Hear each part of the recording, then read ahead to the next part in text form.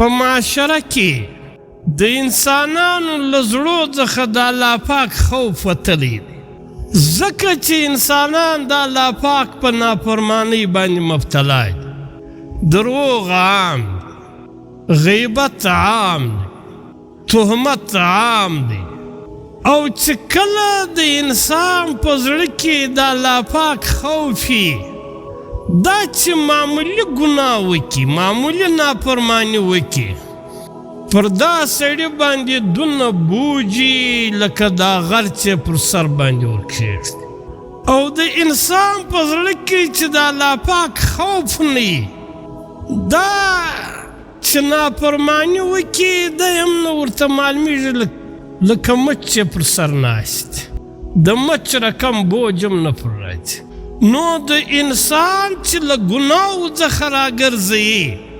له جرایمو چې راګرځوي، له بېلارۍ چې انسان راګرځي، دا د الله پاک په خوف سره راګرځي. جرایم په پولیسو نه رکاوېږي، جرایم دا د یبسي په چوکیانو نه رکاوېږي، جرایم دا په تاڼو نه رکاوېږي، جرایم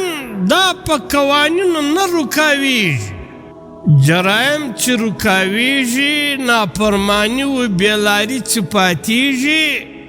دا د الله پاک په خوف سره